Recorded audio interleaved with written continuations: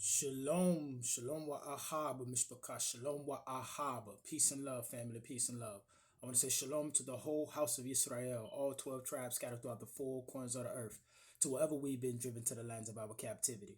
I would also like to say shalom to the sojourners, the Gentiles, and the foreigners, and all those who give thanks, honor, and praises to the Elohim, or God of the Bible, and his only begotten Son, Yahushua HaMashiach, to whom many of you refer to as Christ. Hallelujah. Mishpachah, these recent days, you know what I'm saying, as we observe the current events that are going on in these divided states of America, I would say one thing that has been exposed to me through much of the backlash that's coming from a sister like Candace Owens going down certain avenues and rabbit holes that much of the country is not comfortable with.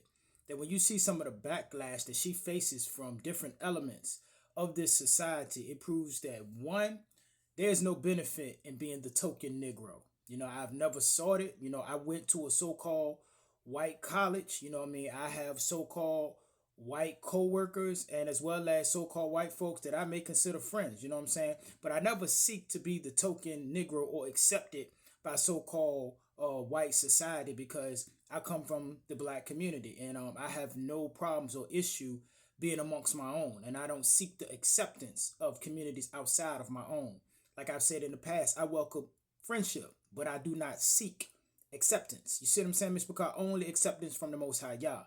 But when you look at some of the backlash that this woman is receiving, and mind you, I'm not a fan of Candace Owens. I would not put Candace Owens in front of my daughters and say this is the example of what it is to be a so-called good black woman in America. You understand? For various reasons that I won't touch on in this conversations, but in certain elements of things, especially when it comes to building a family, not building allies, not not working together with communities, but when it comes to building a family, I agree with some of the things that people that some people consider to be racist and white supremacist people like Nick Fuentes. You know, much of what he says on behalf of white folks and how he would want to build his family and carry on his genetics and carry on his bloodline, I believe in the same things.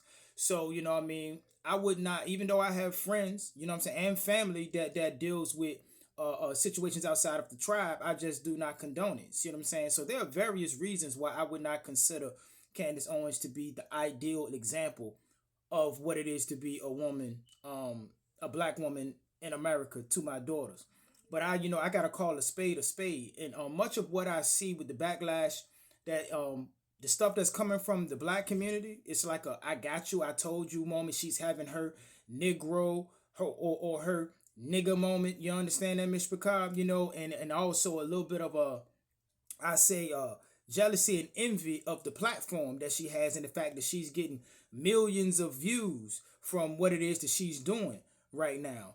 And that's what it seems like it's coming from, the so-called black community with the backlash that she's receiving over her reporting of the Charlie Kirk situation.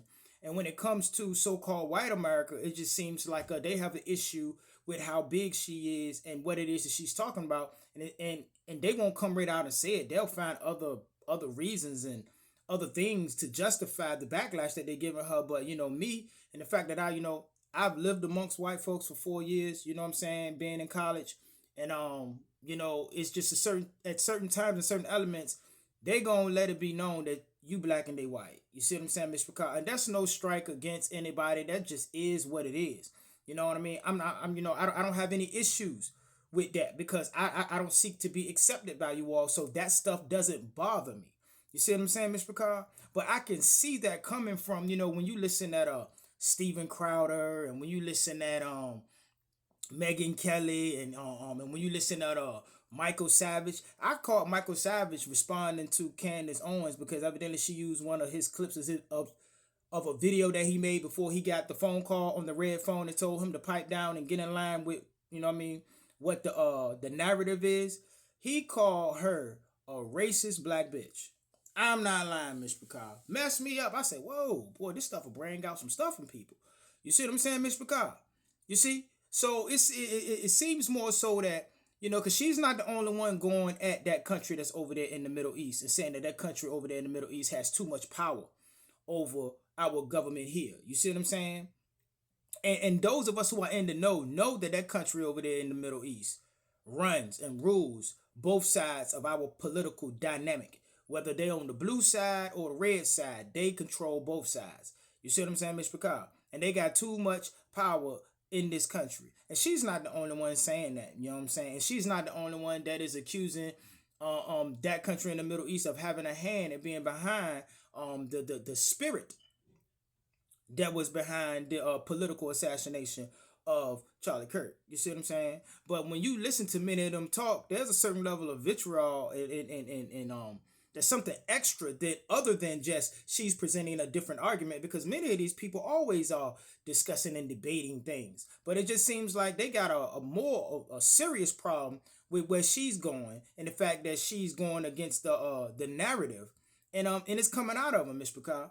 And we can learn a lot from that as we move forward, you see, because this is a time when we need to start getting ourselves right and making sure that we are prepared to be able to survive and take care of our families if these people's systems fall into crap.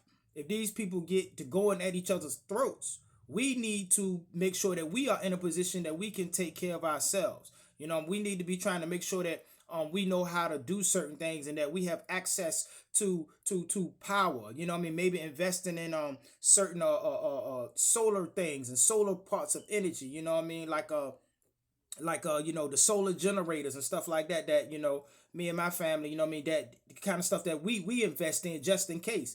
We get a lot of hurricanes around here where we at, so we always dealing with the power going out if a certain storm comes through. So that's why at first, that's why we always prepared. But now we're preparing for, you know, long distance stuff, because you never know where this could go, because the people at the top, they want black against white, gay against straight. You understand that? Christian versus Muslim. You know what I mean? They want, you know, a Democrat versus Republican. You know, they want America to collapse into chaos, because as long as everybody is at each other's throat, then we can't focus on the people who are actually behind all of the struggles and the wickedness that we see going on in today's world. So ignore the noise, Miss Picard, and start focusing on those things that matter, like your faith, your family, and your finances. And with that, Miss Picard, I'm going to go ahead and get out of here. And always remember to keep the fire burning. A little more oil in my lungs. Hallelujah, Miss Picard. Keep your eyes open. Stay prepared so that you don't have to get prepared. And remember that your redemption is near. Until we meet again, Miss Picard. Kumar Yisrael. Kam Yasha'al. Rise Yisrael. Shalom. Shalom. Salam, Miss Picard. Hallelujah.